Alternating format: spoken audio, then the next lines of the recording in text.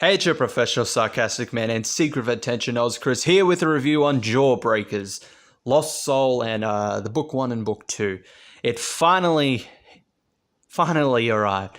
A few months late, but at least it was delivered. Can't really say the same for B. Claymore or Richard Pace's Kickstarters, but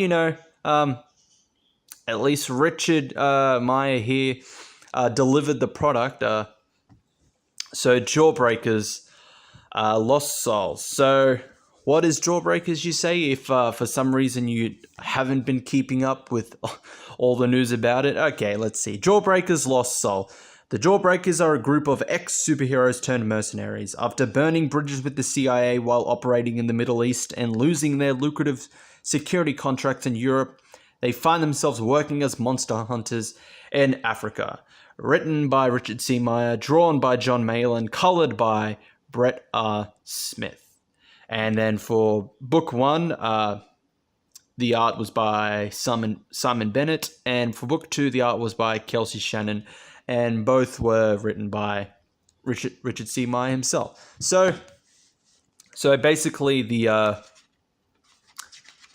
plot for at least Lost Souls, which was the main story for the main part for Jawbreakers. The Jawbreakers are hired by this woman named Sashi. They're paid in all these expensive gems in order to hunt down a monster, this giant gorilla that has been transformed into what it is now. And as I said, they are tasked with hunting it down. They are able to, despite a few bumps in the way, they are able to take it out. But a couple of their members, Hell Priest and Devil Dog, encounter another group of forces who are also after the gorilla itself. But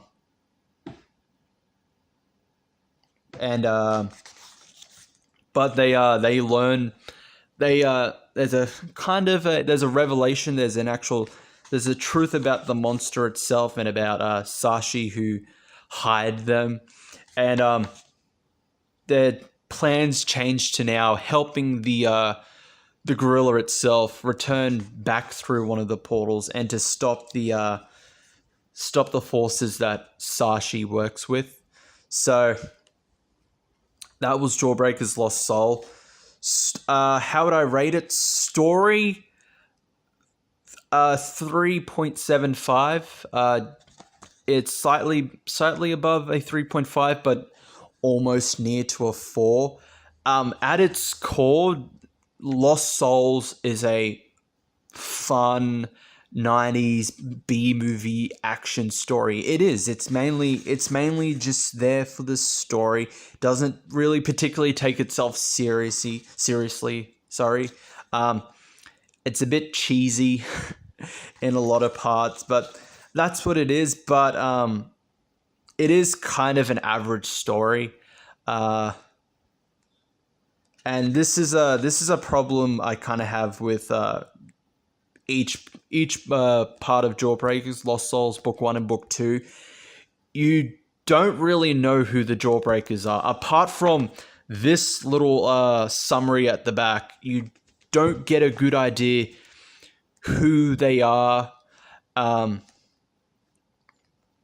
Pretty much, just you don't get a really good idea about who the Jawbreakers are, why they're named as such. For some, it's easy to figure out why they're named as such, like knife hands. His hands are as sharp as knives. They glow, able to cut through like knives. Self-explanatory, but like Devil Dog. Yeah. Why you call Devil Dog? I don't know why. At least with some, you get a faint idea why they're named as such. Devil Dog, not particularly. But the story itself was it was average or slightly above average. The villain, who I don't remember actually has a name or being named at all. Trying to look back through here. But the villain is very lackluster. He's very weak. Not intimidating at all. I don't even really think there'd be a villain in this story, to be honest. This is a comic. This is a story that mainly just focuses on it's a 90s B movie action story, or just a 90s action comic, and that's really it. If you're here for Tolkien levels of storytelling, you've come to the wrong place. Pretty much. It's just something, turn your brain off, just enjoy the fun, enjoy the cheesiness. That's it. But it's not really a compelling storytelling. Yeah, the villain is very weak, and which is funny because he's a cyborg, but as soon as encounters Cuff, he's just like, here, if you let me go, I'll let Sashi live. And it's like, okay, deal. And then he runs off. It's just like, yeah, sure, with Cuffs, we've seen that he's the strong man of the team. Dude, you're a fucking cyborg. You can't take on one man, really? And also with Cuffs and Sashi, there's a romance subplot. I put that in quotations because it just instantly happens. There really was no build up to the romance. Just Cuffs flirts with her, and that's it. And then he saves her from being crushed by the giant gorilla, and they make out, and that's apparently a romance or romantic development. I don't see it. And when something okay, a spoiler, Sashi dies, and at the end they have a moment, a toast to Sashi, and I'm sorry, she is not an interesting character.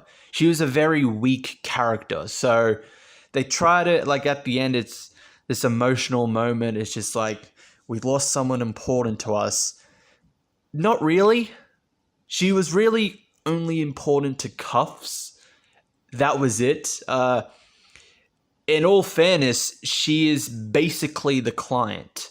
That's all she really was to everyone in the Jawbreakers, apart from Cuffs, and that was really it. Art and coloring, 4 out of 5. Malin's art and I think was it Smith. Yeah, Brett R. Smith's coloring. It was really, really good. There are some parts, directions I would have fixed up with. Specifically, this scene here. I saw a couple of people who are not big fans of Richard C. Meyer. One of them being hand and women expert Eric Larson, critiquing this page, saying, I have no idea what's going on here. It doesn't take a rocket scientist to figure out what's going on. So, Devil Dog and Hell Priest, they're setting up... Devil Dog warns Hell Priest of the incoming eye. Hell Priest isn't able to react fast enough, or also by the fact that he's also blind. So he gets crushed, and the eyeball's bouncing off with Hell Priest inside. If I remember, Larson's critique and criticism of it is you don't know what's happening. It's simple. Hell Priest gets stuck. The eye lands on Hell Priest. It's bouncing. Hell Priest is stuck inside of the eye. This circle here is where Hell Priest entered, where he got stuck by. What I would say for the just the direction of this, the splort makes no sense after it, because you have that, but then suddenly it's gone away. I would have added an extra panel just showing the eye having landed, and it would be more fitting to have the splort there because it's supposed to be the sound effect of it landing, maybe splort or some other kind of sound effect. Then you have it off there, and you show that it's empty. Hell Priest isn't there anymore, then you have the dialogue of, Hell Priest is stuck inside. It landed on him. He's now stuck inside of it. That's what I would have done. But overall, the art on it was really, really good. The main cover itself I believe this was by Ethan Van Sciver and Carl Ritter. I'm sorry, I don't know how really to pronounce that name. So 50-50 chance I got that right with either of those. And the logo itself by Bob Stone. So 5 out of 5. I'm a big fan of Ethan Van Sciver's work. I really love his art style, and this is really, really good. My one criticism of it is that I wish the logo wasn't really off to the side there, just because there's nothing there. I would have just preferred it like any other logo for a book right here, a bit bigger, not really this small into the corner, because you want to show all of this. It's just, it happens with every comic. Parts are going to be obscured. Like, you can have it there and you're not really obscuring any of the characters. It's just part of the gorilla's hand, honestly. That's my only critique of the cover. Just, the art and coloring on it is absolutely amazing.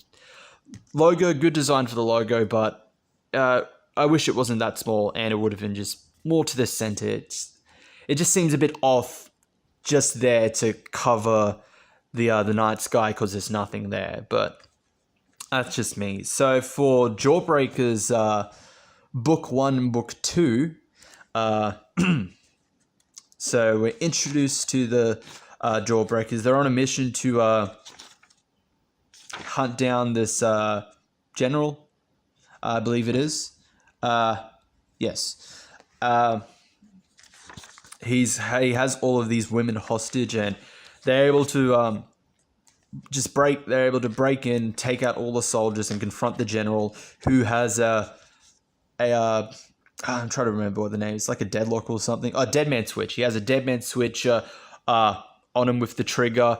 If they don't let him leave, or if they kill him, it lets go, blows up the compound where all the girls are being kept. But Silk is able to use his powers to save them, and it moves forward to them getting a new mission to deal with this former superhero, I believe, called he's called Star Baby, but he's now called God King. He's used his some form of powers to take over. So that was it with book 1. The story itself was kind of average, so 3 out of 5, middle ground. The art, I do appreciate they remastered the art for this one. I think I saw what the original was, and it wasn't particularly that good. But 3.5 for the art and coloring, slightly above average. They did their best. I know Simon Bennett did his best to remaster it. It does look much better than the original art, which I think Richard himself did. So it's good that having remastered it, Richard got someone else to do it. But yeah, it was average, and on to book 2, and straight away there's an inconsistency. So when they arrive at I believe it's I think it's New York City. When they arrive at New York City, it's dark. As shown in the background, it's dark, and you see all their weapons dissolving into just petals. When we return to them, the weapons are still dissolving, but it's daytime. If there was an editor on this, hello, huge inconsistency. Like, it was definitely 100% night, and now it's 100% daytime. So the Jawbreakers need to try and make it into the city, but there are mines on the outskirts where they are. So what they do is they summon these ninjas that Knife Hand is being tracked by, his old clan. They kill them and use their bodies as as just stepping stones. In case there's any other mines that haven't been activated, and there's just this random moment. It's just Knife Hand starts talking. The thing with him is that he's mute, so he starts talking, and it's just like, "What? My clan is dead. I'm free to get my revenge." And it's just like, it's just sudden rift between the characters for no particular reason at all. They make it into the city. They find one of their old villains. Chalk is there. There's just all these random villains. Chalk, and the one later on who's a magic user, Psycho Surgeon. And I honestly don't care. Like, they're really much with the Jawbreakers themselves. We don't know who these villains are, so I don't know why Richard decided here's the Jawbreakers villains. It's like, okay, I don't care.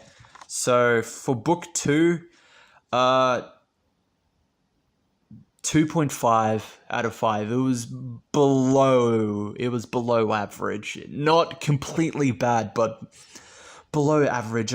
I could not care for it, honestly. There's the art. I'd say 3 out of 5. Someone should have definitely picked up on that inconsistency where it's now daytime. When they arrived at the end of book 1, it was definitely night. But the art was okay for the most part. But yeah, overall it was a book 2 is pretty meh, to be honest. And like I said earlier, with the Jawbreakers, you really don't have a good idea who they are.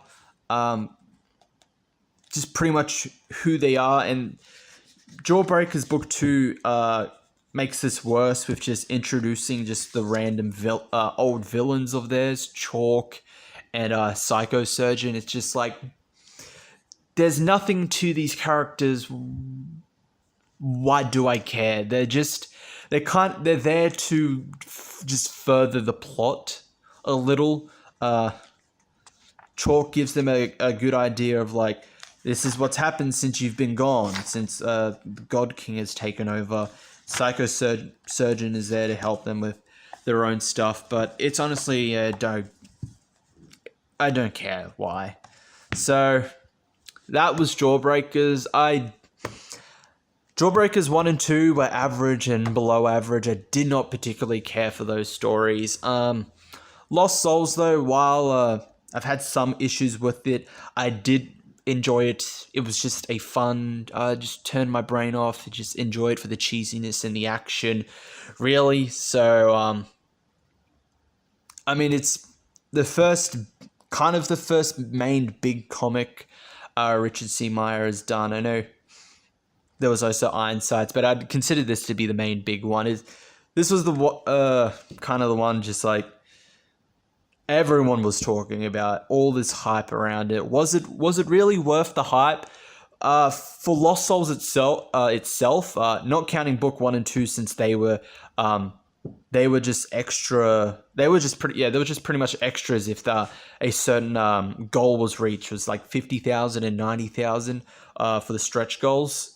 So for Lost Souls itself, it was kind of worth it. I enjoyed it for what it was, despite some problems I had with it.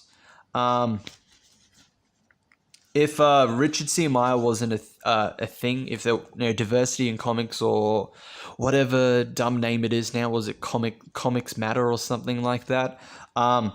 If he wasn't as big as he was, and this was just something that came out on the shelf, I don't think a lot of people would be talking about it. It would just be something like, do you just want something for the action? I got this good thing called I got this good choice for you. It's called Jawbreakers. It's just if you just like the action, if you like the cheesiness of the 90s, you'll like this book. But it's not like like name any big important story from like DC or Marvel, it's really not on this level. It's just kind of there. A lot of people, yeah, like I said, if Richard C. Meyer wasn't a thing, if he was just a comic book writer, just decided to release his own comic book and this came out in stores, I don't think a lot of people would particularly be talking about it. Now, that's just my honest opinion from reading it. No, but I did have fun reading it, regardless of that. So that was my review on Jawbreakers. Thank you all for watching. I'll see you all next time.